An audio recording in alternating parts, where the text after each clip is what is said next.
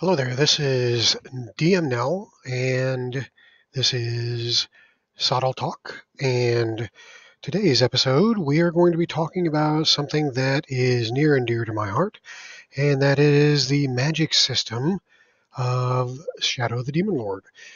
You'll have to excuse me, I do have a bit of a touch of the allergies going on here, so my voice may be not quite as clear as it normally is.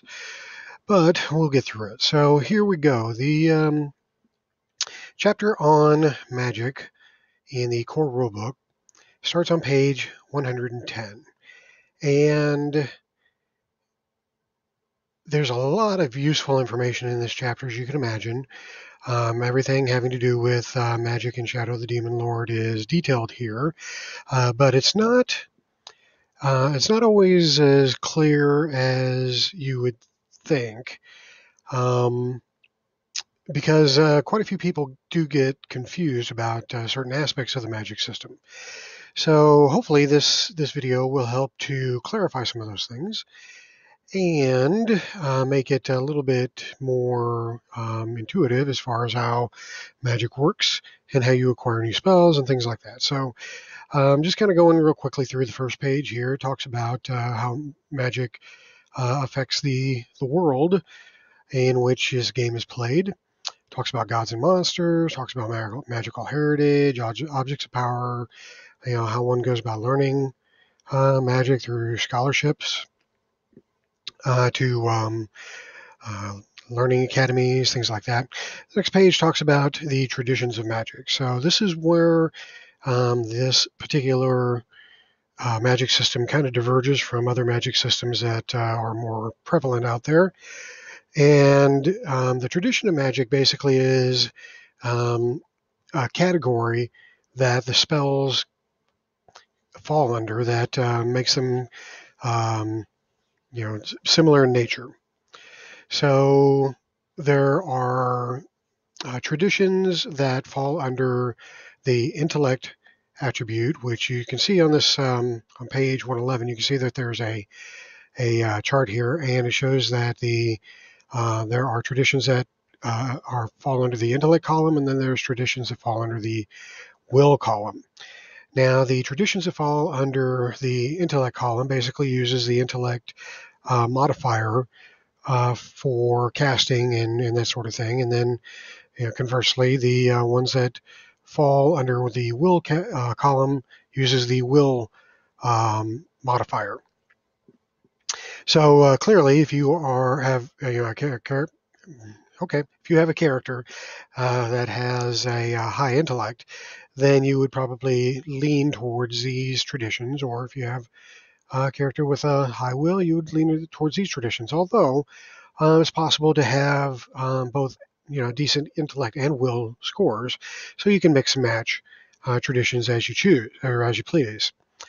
So the some of the traditions that fall under intellect would include the Arcana tradition, battle magic, conjuration, curses, divination, enchantment, forbidden magic, which is one of my favorites. I think it's a fan favorite. The illusion magic, necromancy, protection, rune magic, shadow magic, technomancy, teleportation, and time. The traditions that fall under the will category include the elemental traditions like air, fire, water, and storm, and earth. And then you have others like alteration, celestial, chaos, destruction, life, nature, primal, song, theurgy, and transformation. Excuse me. So those are the different traditions and what they fall under. So then it goes into discovering traditions. Now, this is where people can get a bit confused. When you learn magic, you have to first discover the tradition for the type of magic that you're wanting to learn. So let's say you want to learn the fireball spell. Eventually you want to be a fire mage or a fire cleric or whatever. Fire falls under the fire tradition, or fireball, I should say, falls under the fire tradition. and that's a will-based tradition. So you first of all want to make sure that you have a decent will, and then you want to, at your first opportunity, when your class allows you to learn a tradition, or excuse me, to discover tradition, then you would choose the fire tradition because that's ultimately where you're going to find the fireball spell.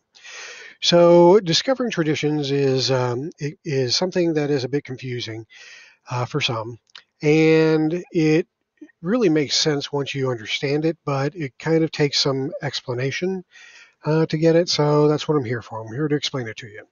So a very good resource for clarifying how spells and traditions work is found on the Schwab Entertainment website. And if you go in there under the news category, under the FAQs, you'll see this entire thing is based, basically explaining spells and traditions. And so I would recommend that you look at this and read it carefully because it will really just break it down for you, and you will have no question in your mind how it works once you've read through this.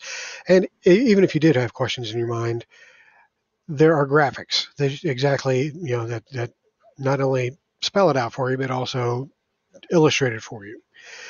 But let me back up. I'm not going to read all this. This is a whole lot of reading. So basically, I'm just going to explain it to you, and hopefully that will be sufficient for our purposes here today. And then if you want to go into more in-depth detail, you can go out into the FAQs on the website and see for yourself. So when you discover a tradition, the class that you are choosing a level for has to specify that you can choose a tradition. That'll be spelled out for you.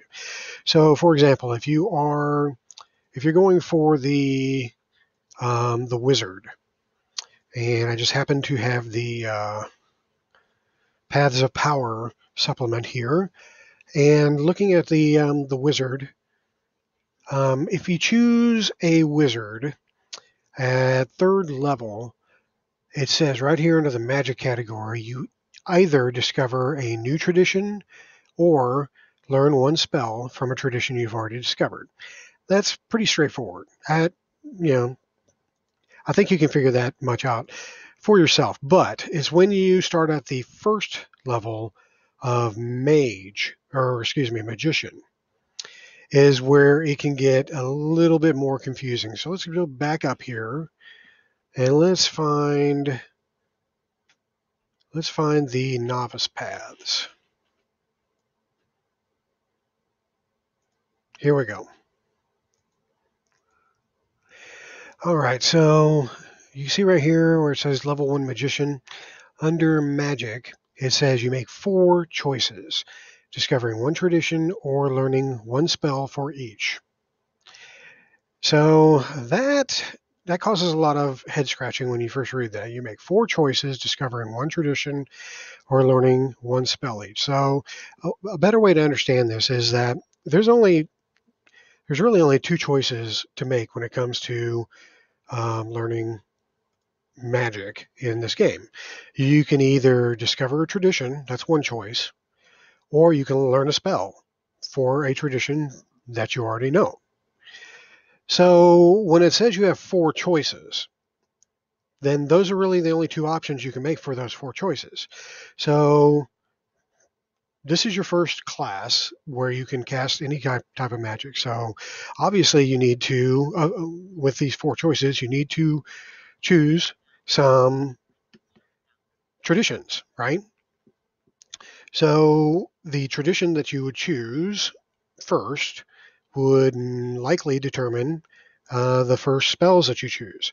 So let's go back and read this again. You make 4 choices, discovering one tradition or learning one spell for each. All right, so 4 choices. Here are my 4 choices, right? The first choice is I need to learn a tradition because I don't know any traditions and I can't learn any spells without learning a tradition. So we go back to the magic section and we look at all the different traditions. And this chart has them all listed here. So just looking down, I might know, okay, well, I want to be a wizard, so Arcana makes sense.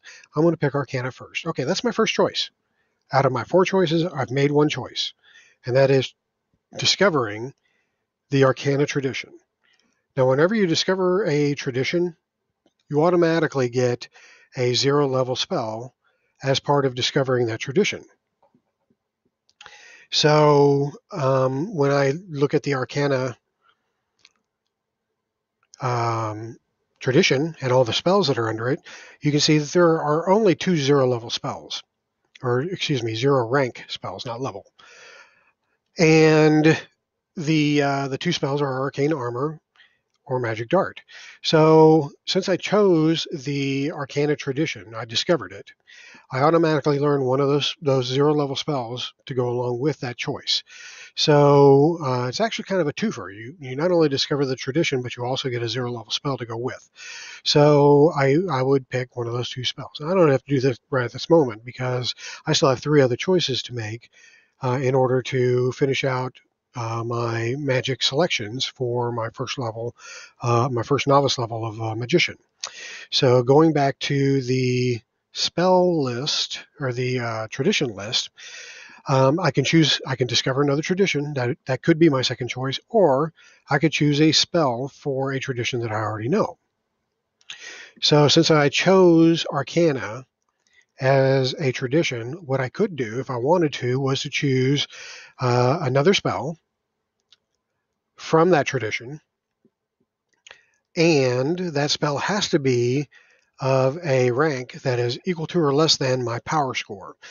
So what is your power score? Well, I think I may have mentioned this in a different video, but just to kind of refresh your memories, your power score is one of your attributes, and the classes that you take determine what your power score starts off at. So as a first level wizard, you can see here that you get, as your characteristics, you get health +2 and power +1. So that means that you have a power, since you start at 0, and this gives you a power of +1, that means that your power is 1 as a first level magician. So you could learn a first level spell, or you can learn a 0 level spell. So I've already made my first choice. First choice was the discovering the Arcana tradition. I could learn a first level Arcana spell. I could learn another 0 level Arcana spell, or I could choose a different tradition as my second choice. And I think that is what I would rather do. So going back to magic, I find that not only do I want to know Arcana, but I think I also want to know, let's just say teleportation. Why not? So that'll be my second tradition. And that's my second choice. My first choice was discovering Arcana tradition. My second choice is discovering the teleportation tradition. Now I have 2 choices left out of my initial 4. I could choose to discover 2 more traditions, and that's a perfectly valid way to go. But I think what I would rather do at this point is choose 2 first level spells, because if all I know are 4 traditions, and that means that all I know with those 4 traditions is 1 0 level spell to go with each. So if I chose 4 traditions, I would know 4 0 level spells. Well, 0 level spells are fine, but they don't pack the punch that a first level spell would pack. So I have 2 traditions. I think now I would like to choose for my third choice a first level spell. So I go on over back to Arcana, and I see first level spells include Arcane Shield. That sounds good. Arcane Sight. Unerring Darts. I like it. Sounds good. And that's it. Those are all of the first level spells. So 1, 2, 3 first level spells. So I think what I would choose is Unerring Darts. Got to have an attack spell, right? So boom, I choose Unerring Darts, and let's say for my 0 level spell, I would choose Arcane Armor. That would be my defense. So I have a defense spell, and I have a attack spell. So that's great. That was my third choice, choosing a first level spell, and I chose Unerring Darts. Now I have 1 choice left, and that'll round out my 4 choices that I get as a magician under the magic section. So my last choice, I think I want to choose a teleportation first level spell. So I zoom on down, whoops, way past, into the teleportation tradition. And you can see that there are 2 0-level spells, just like there were with Arcana. And I haven't chosen my first 0-level spells, because remember, when you choose a tradition, or when you discover a tradition, you also get a 0 rank spell to go with it. I keep saying level. I apologize to the game designers. It should be rank. It's not level. So there are 2 0 rank spells. I get to choose one as coming with the package of discovering the tradition. And so I would choose Dismiss, because it sounds good. The target teleports to an open space within medium range. I like it. So Dismiss is going to be my first teleportation spell, and it's a rank 0. But that's not my fourth choice for the magic, the magician magic that I get. So I still have to make my fourth choice. My fourth choice is going to be the first level teleportation spell. And I have 2 to choose from, 3 to choose from. I have Division or Hole of Glory. You gotta love that one. Or Swap. And I think, out of reading through those, and I have read through those before, I like Division the best out of the 3 choices. So I'm going to, pick Division as my fourth magical choice. So just going back to the magician class, let's just reiterate the 4 choices that I made, if I can find it. Here we go. All right, so magic, you make 4 choices. First choice was the Arcana tradition, and along with that comes a free 0-level spell, or a 0-rank spell, and I chose Arcane Armor. My second choice was to discover the teleportation tradition, and along with that package comes the rank 0, and I forgot what spell it was, but anyway, you remember. You can rewind if you don't remember. My third choice was to pick a first level spell from the Arcana tradition, and that was Unerring Darts. And then my last choice was to pick a first level spell from the teleportation tradition, and that was Division, I think. Okay, so anyway, those were my 4 choices for magic. So when it said you make 4 choices, discovering 1 tradition or learning 1 spell for each, I did that. So basically all you ever have to remember is whenever it says you need to make a choice, there's really only 2 choices you can make. You can choose to discover a new tradition, or you can choose to learn a new spell from a tradition that you already know. So hopefully that clarifies how that works. Maybe we'll go through another example. But really and truly, if you want to read this for yourself, I urge you to go out to that FAQ and read all about it there, because it's super clear. Okay, so heading back to the magic section of the book, magic chapter. All right, went too far. Here we go.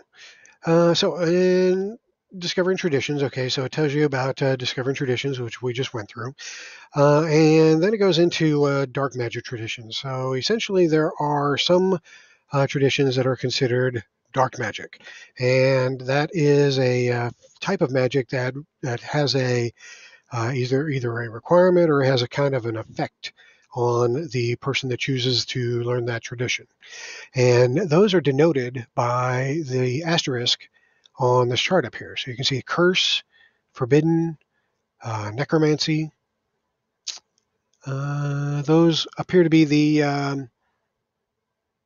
those are the dark magic traditions. Indicates dark magic. See dark magic traditions for special rules. So when you discover a dark magic tradition, as it says here, you gain 1 corruption each time you discover a dark magic tradition. So just by learning the tradition, you gain 1 corruption. So you really want to be careful how many of these things you want to pick up, or else you're going to rack up the corruption points pretty quickly. All right. So the other thing it says here is as well, each time you learn a spell from the dark magic tradition, roll a d6. If the number is less than the total number of dark magic spells you have learned, you gain 1 corruption. So there's another way you can gain corruption. And then the last thing here it says, however, dark magic spells, each dark magic spell you learn grants 1 boon on challenge rolls you make to avoid gaining insanity. So there's a little something you get that helps you out from learning the corruption, or from gaining the corruption. At least it helps you to avoid getting some insanity down the road. All right, so spells, we talked a little bit about those spells, or how to get spells. That's what this section goes into. And then it talks a little bit about exchanging spells. So it says whenever you learn a new spell, you can exchange a spell that you've previously learned for another spell the same rank or lower rank. And such adjustments reflect the changing nature of magic. So if you picked a spell and you find you're never using it, or it didn't work the way you thought it would work, or it's just not as lucrative as some of the other spells that you didn't choose, then you can swap them out. No biggie. It says it right there. It's right in the rule book. So that is something that you can do. The only stipulation is that it is a spell of the same rank or lower. That's it. So then it goes into casting a spell. This section is kind of flavor more than anything. It really, at least in my experience, didn't come into play a whole lot. Speaking the words, well, yeah, you have to be able to speak in order to cast a spell. So that kind of goes without saying, but it is written here as a rule. So if your character can't speak for whatever reason, then they can't cast a spell. And then wielding an implement. The rules say that you have to wield an implement in order to cast a spell. An implement can be anything from a wand to an amulet to a holy symbol to a sacrificial knife or a tome, maybe a ring, maybe some other form of jewelry. And it's basically between you and your GM as to how you want to handle that. But the key here is that you have to attune to the object in order to be able to use it as an implement. And that takes an hour of concentration in order to be able to attune to that thing to have it become your official implement. And if you lose the implement, then that's fine. You can always attune to another item and have it become your implement, but it takes an hour of time to do that. Now, the thing is, at least in my experience, and I played a wizard through an entire 0 to 10 campaign, and not once during the entire campaign did the implement itself really come into play. Sure, there are situations where you could lose your implement could be destroyed, stolen. Any number of things can happen to it, which could hamper your spellcasting ability. But it really depends on the type of game your GM runs and whether how much they like to fuck with you. So it didn't come into play a whole lot for me. But you do need to know that it is a rule. You have to have an implement in order to cast spells. If you don't have it, you can't cast it. All right. Use an action, and this kind of goes without saying as well, but in order to cast a spell, you have to use an action to cast a spell. Some spells can be cast using triggered actions, but it has to really kind of specify that in the spell. And then some spells require that you concentrate in order to keep the spell going. Concentration is also an action. So that would require you to do nothing but keep that spell going if you have to concentrate on it. And it would say that in the spell description as well. All right. And expend the casting. This is another area where people can get very confused about how many spells can you cast at any given time or during in a day or whatever. Well, it's actually rather simple. Once you understand it, you get it. But it has to be explained to you again, so here I go. All right, this chart here tells you how many castings you have. It tells you by power how many castings by spell rank that you have of each spell. Now that is the key right there, each spell. So if you have a power of 0, you can cast each rank 0 spell that you know one time. So if you know 4 rank 0 spells, you can cast each one of those one time. A power 1 magician, which will be a level 1 magician, they can cast 2 rank 0 spells. For each rank 0 spell they know, they can cast that spell twice. So let's say they know 2 rank 0 spells. Then they can cast each one of those spells twice before they have to take a rest. So that's 4 spells, essentially. It's the same spells, but you can cast the first one 2 times and the second one 2 times. So that's 4 castings for 2 spells that you know, and that's rank 0. And let's say that they know 2 rank 1 spells in addition to those 2 rank 0 spells. So the rank 1 spells, they know 2 of them. They can cast each of them, according to this chart, 1 time. So all told, they have 6 castings. They have 4 for the 2 rank 0 spells they know, because they have 2 castings for each spell. So 2 times 2 is 4. And then they know 2 rank 1 spell. They can cast once each. So that's 2 more. So that's 4, 5, 6. 6 castings before you have to take a rest to regain those castings. So, and it says that right here, regaining expended castings. Once you are out of castings and you can no longer cast any spells and you have to rest. Now the rest rules are elsewhere in the book. But when it says here, you regain all expended castings of your spell when you complete a rest and spend at least 1 minute in meditation, study, or performing a ceremony or ritual. So I believe, if I remember correctly, a rest is 8 hours. And so you have to complete a normal rest for 8 hours and then spend a minute studying or whatever it is that you do to regain your spells. And then you got all 6 of those castings back for those 4 spells that you know. I hope that makes sense. Again, if not, hit the FAQs and it gives you illustrated examples. All right. So those are the main things that I wanted to cover in the magic section. The rest is mostly just how the spells are actually laid out rules-wise. It's kind of boring. I don't think I'll go through that. And then it goes into the spells themselves.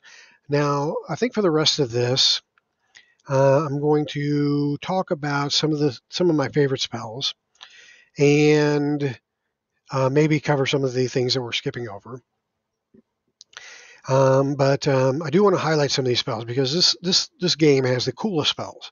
It's one of the things that just sold me on Shadow of the Demon Lord is the spells that you can cast are just very imaginative and some of them are just gruesome, but they're not your typical fantasy spells. I mean, these are some of the things you wish you could do in other games. All right, so the Arcana tradition, I've already kind of talked about some of those spells. And this is a real, especially for magicians and eventually wizards and arcanists, this is an excellent tradition to really kind of build up your magical foundation. Because this gives you a lot of the archetypical magical spells that you learned from D&D. So, D&D has Mage Armor. This has Arcane Armor. D&D has Magic Missile. This has Magic Dart and Unerring Darts and different variation of that dart spell. What this also has is a way to boost your magic power with Empowered Magic. That gives you a boon for any magical attack rolls you make, and it also gives you a boon for any challenge rolls you make to resist the. It gives your opponent a bane to resist the spell's effect. So if you cast a spell that they have to have a will challenge roll or a strength challenge roll. They do that with one Bane if you empower that spell with this spell. All right. So continuing on, Arcane Lightning. That's basically your dark side, purple lightning magic. Destroy magic is essentially dispel magic. Harness magic is a way to get more castings. Yeah, I love this harness magic because basically what you do is when you learn the spell and you cast it, you roll a d6 and you add 3 to the result. So let's say you get 3 on your die roll. You add 3 to it, you get 6 magic points. Those magic points you can use instead of your castings. So, and you can use them for any spells that you know. So that basically gives you 6 more castings just by casting this one spell. I love the spell Harness Magic. It was extremely useful when I ran my wizard. Okay, the last spell I want to point out in this tradition is Arcane Retribution. Love the spell. And I actually ran it wrong when I ran my wizard. It would have been much better if I'd had actually spent the time to read this. So let me go through the spell so that you don't make the same mistake I made. First of all, when you cast Arcane Retribution, it lasts for 4 hours. So if you think you're going to hit something that is really powerful in the next 4 hours, then you can cast this and not have to worry about spending an action during the actual combat, wasting around to cast Arcane Retribution. You will already have it up and running, and then you can, not like I said, burn an action when you probably need it. All right, so what do you get when you cast Arcane Retribution? Well, you gain, number one, you gain +5 bonus to defense for the duration. That's big. Because there's not a lot of ways that a magician/wizard can boost their defense. So +5 is definitely a benefit. What else do you get? Well, and this is a rank 5 spell, so this is a high level spell for your wizard. You're not going to be getting this spell until your 9th level, 8th or 9th level, or access to the spell, I should say. All right, so what else does this spell do? Okay, so since it's a rank 5 spell, it does multiple things. The next thing it does is the next time a creature within short range of you would get a success on an attack roll with a weapon against you, this effect ends, which means it ends your spell, and the success automatically becomes a failure. So this let's say this big-ass demon is teleports right in front of you and smashes you with their flaming sword. This would end your day and your life, most likely, normally. But because you had the foresight to cast Arcane Retribution, this demon, which rolled, 27 to attack, easily blowing away your defense, it hits, so it would kill you, except this spell causes that success to automatically become a failure. So even though he rolled a 27 to hit you, it fails because of the magic of this spell. And there's more. In addition, the triggering creature must make a strength challenge roll. On a failure, it takes 10d6 damage. That's right, 10d6 damage. And it's also moved 2d6 yards away from you and falls prone. So it tries to hit you, you explode in its face. Its hit doesn't affect you. You do 10d6 damage on it, push it 2d6 yards away from you, and it falls on its ass. That's awesome. That's, of course, if it fails its strength challenge roll, and demons have pretty high strength, so there's a good chance that it's going to save. So if it saves, it's not as fancy, it's not as great, but it still takes half damage, but it doesn't move, and it doesn't fall prone. But it still takes damage. Now, here's what your GM is going to try to tell you. They're going to try to tell you that demons take half damage from spells. So they're going to say, well, he saves, so that's half damage, and they automatically take half damage from magic, so that's a quarter damage. No. Not in my house. That's what happened to me, And it's my own damn fault for not looking up the rules. And that's the thing, folks. Your GM has tons of things that they have to remember. They cannot remember every rule in the rule book. And they're definitely not going to look something up in the middle of a combat if they expect you to understand how your spellcaster works. So you really need to do some research yourself in order to make sure that you aren't screwing yourself out of how certain things work in the game. And this is an example. So you have to know that there is a rule elsewhere in this book that says that any damage that is mitigated by a save can only be taken down to half. You can't take it past half damage. So there is no quarter damage. There is no eighth damage. The most any type of damage can be reduced is half. That's it. So if the demon saves, it doesn't matter. They were going to save anyway because they take half damage for spells. So they take half of the 10d6 damage. Fine. They still take damage. And it's half. Not a quarter, but half. All right. So I definitely wanted to point that spell out.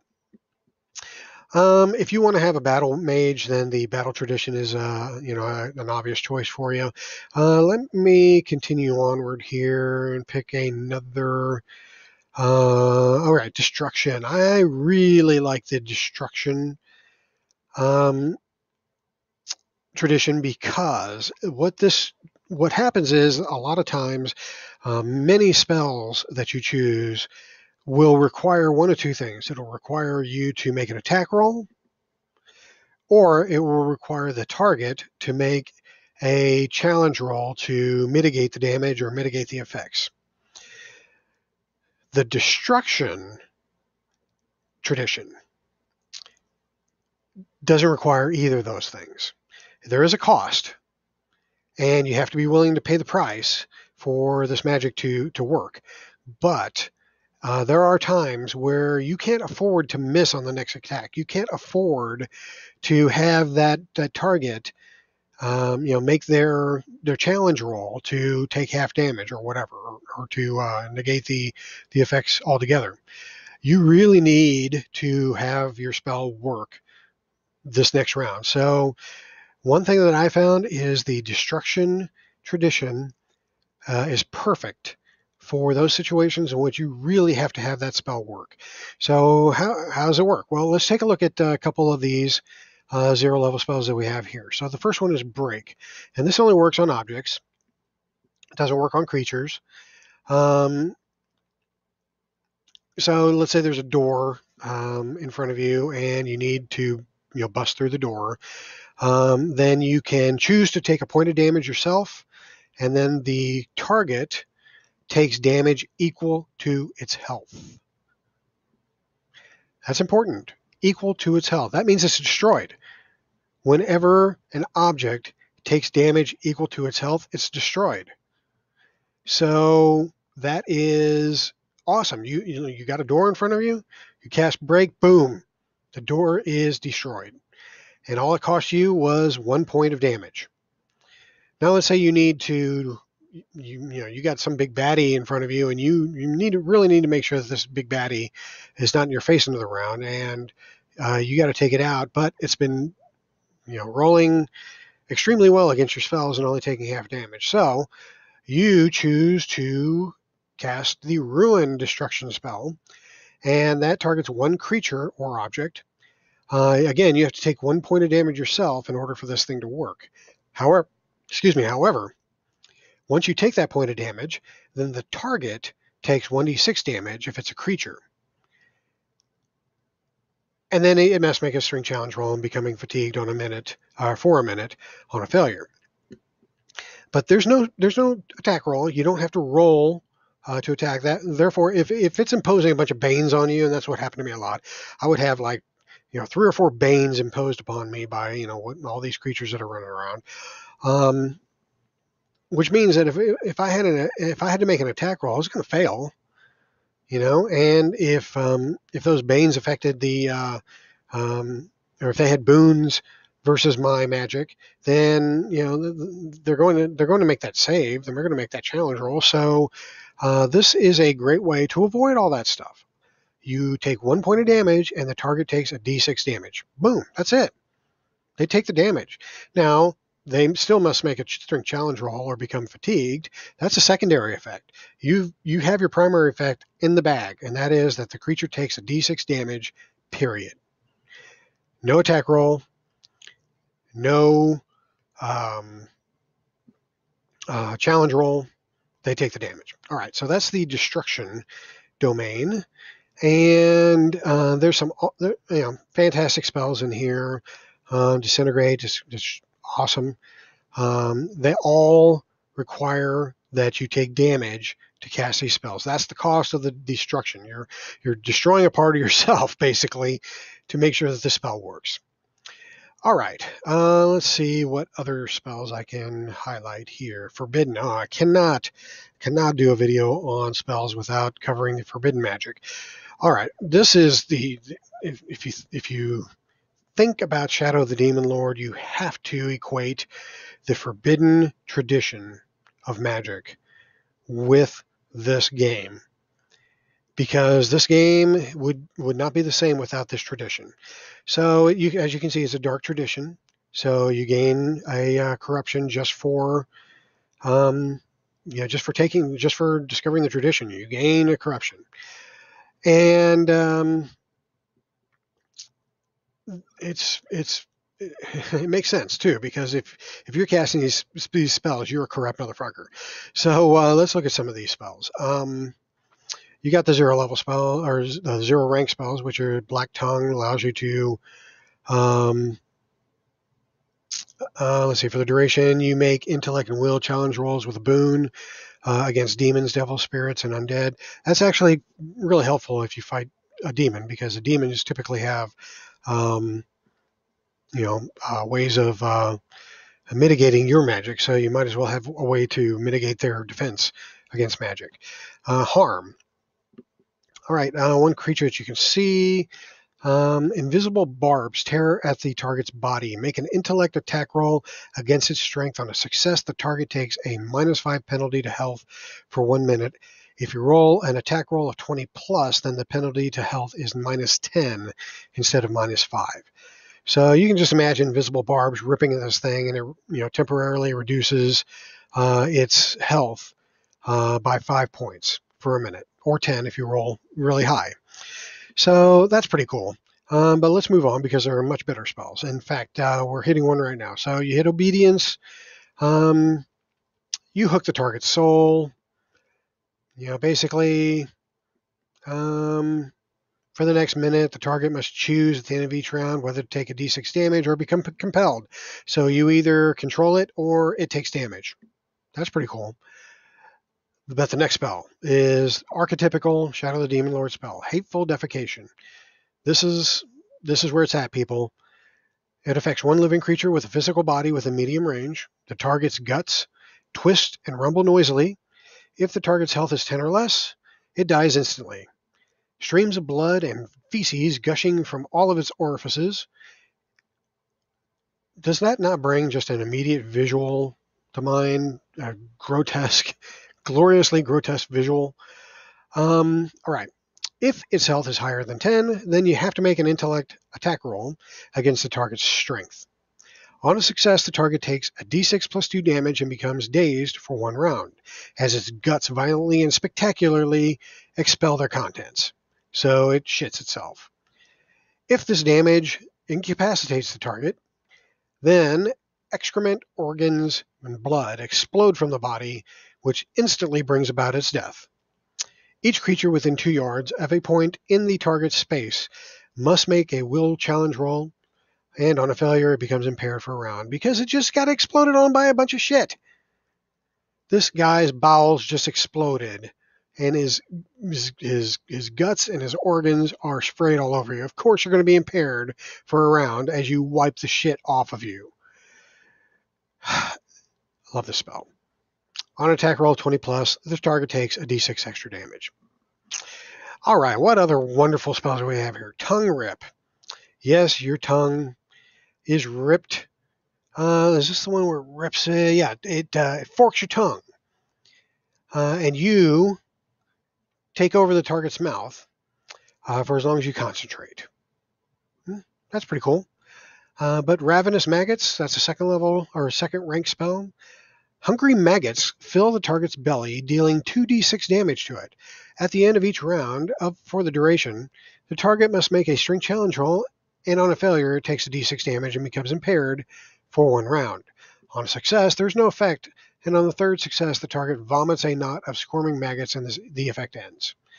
The target immediately becomes incapacitated from the spell's damage, dies instantly, and a cloud of black flies spread through a 5-yard radius sphere from a point within its space. The flies heavily obscure the area and remain for 1 minute or until dispersed by fire or wind. It's excellent. Vision's End causes your eyes to explode from your head. Desire's End causes your genitals to fall off. Part bone from flesh basically causes your skeleton to rip free from your body. Soul Exchange. This is a good one. You pretty much exchange bodies with another creature. So yeah, that's a Freaky Friday spell there. Then Horrid Joining is the opposite. You take 2 creatures and you join them together against their will. So, and it has all the effects of that.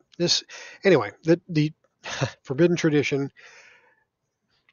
If you're playing a good aligned or a good natured spellcaster, you're probably not going to want to choose this tradition. But I'll warn you, your game master is going to run creatures that have access to this tradition and are going to throw hateful defecation on you at some point during this game. If they don't, then they fail and they should be fired as your GM. Okay, moving on. All right, some of these other traditions are, some of the usual: necromancy, life, primal, protection, rune, shadow, song, storm, technomancy, and teleportation. Now, teleportation I wanted to kind of touch on real briefly here. This is it's kind of a when you think teleportation, you think, okay, well, it gets me from point A to point B, and that is true. But it also helps. It also causes other things to kind of teleport. So, for example, the division spell. That's I was trying to remember earlier. The division spell. Make an intellect attack roll against the target's strength on a okay, cannot talk tonight. On a success, the target takes 3d6 damage. If the target becomes incapacitated by this damage, pieces of its body fly apart, killing it instantly. So you basically teleport its body, away from itself. The body parts teleport away from the core. That's great. I love it. Oh, what else? Yeah, boundless step, swap, remove, fuse, portals. I like portals. I use that. I use that very well. I use that very effectively. I had a situation in our last campaign where there was this pit that was in this room that we were fighting this bunch of demons in, and this is kind of an endless pit. I forget if it was a void pit or if it was just a crevice. But anyway, one of the characters in our campaign had fallen into this pit, and they're essentially going to fall to their deaths because they didn't have a way to fly and they didn't have any way to teleport or anything like that. So I had the portal spell, and basically what I did is I created what the spell does is it creates 2 portals. It creates a portal that is 2 yards on a side. It creates a cube basically, and it's 2 yards on a side, and it creates 1 cube at one point and another cube at another point, and you go in on one side and you come out the other. Kind of like the what's that video game called? I think it's called Portal. Yeah. Anyway, so this character had fallen into this pit. I created 1 portal beneath him, so he fell into the portal, and they created the other portal back up where the rest of the party was, and he fell out back into the battle. So that was an excellent example of having a spell that was useful for the scenario in which we very easily could have lost a party member pretty quickly just to having them fall to their death. All right, let's see if there's anything else I want to point out here. Theurgy, time, transformation, water. All right, that's pretty much all that is in this chapter, and there are other spells and other traditions and other supplements, and I am not going to go through those today. Instead, I think I'm going to go back to the cleric and see if we can, or to the priest, and see if we can recreate the choosing of the magic that goes with the class. Okay, so here is first level priest. Under where it says magic, you discover one tradition associated with a religion. Okay, so that's the first thing that you get is one tradition associated with your religion. So let's say you're a cult of the new god priest.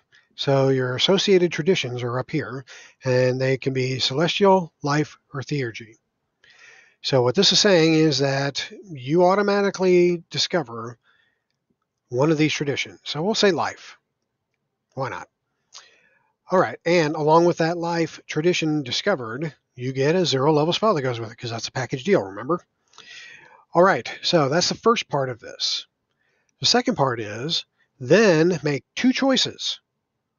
Discovering one tradition associated with your religion, or learning 1 spell for each. Okay, so again, cult of the new god. I have 2 more choices I can make. And remember, the choices can only be one of 2 things. It can either be discovering a tradition or learning a spell. So I have 2 choices to make. Do I want to learn a new tradition or 2 new traditions? Or do I want to learn a new spell or 2 new spells? Or do I want to learn another tradition and another spell? Those mix and match. You can do any of those. Those are all valid options. So probably what I would do for those 2 choices is I would pick a second tradition that I want to discover, which would be celestial. So that'd be my first choice. Along with the celestial tradition that I have just discovered, I get a 0 level celestial spell.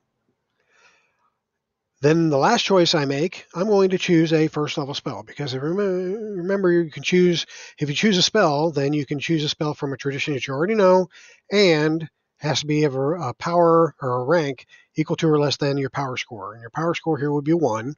So I can choose, since I discovered the life tradition and the celestial tradition, I could choose a first level spell from life or a first level spells from celestial. So I would probably choose a life spell, because there's some good stuff in there. So that's pretty much it. That's what that means. You discover one tradition. Because you're a cleric, you automatically learn one from your religious traditions table. I picked life. The second part of this was making 2 choices. The first choice was learning another tradition or discovering another tradition. I discovered celestial. And then my second choice was to learn a first level spell, and that was from the life tradition. So it's as simple as that, folks. Just the key thing to remember is just remember, you only have 2 choices. Discover a tradition or learn a spell. Discover a tradition or learn a spell. Those are the only 2 choices you can make. So when it tells you to make a choice, those are the only 2 choices you can make. Discover a tradition and or discover a spell. So if you have 2 choices, you can do one of each. You can discover tradition, learn a spell, or you could discover tradition, or you could learn spell. But you already have to know a tradition in order to learn spells. You can never learn a spell without knowing a tradition. There is an example where that's not a true statement, but that is advanced magic, which we're not going to get into today. It has to do with grimoires. Okay, so anyway, that is a lot of talking about a lot of magic. I think we're going to cut it short there, because I'm starting to lose my voice, which hasn't been great tonight to begin with, and I haven't been talking very clearly anyway. So hopefully this came out sounding better than it sounds in my head. If not, maybe I'll re-record it and replace it at some point in the future. But for now, this is what you get. So hopefully you'll benefit from this video. And if not, then, well, sorry. We'll do better next time. All right. That's it. And let me just end the video by saying what I usually say at the end of these videos and what is required by every Demon Lord cultist, and that is, hail.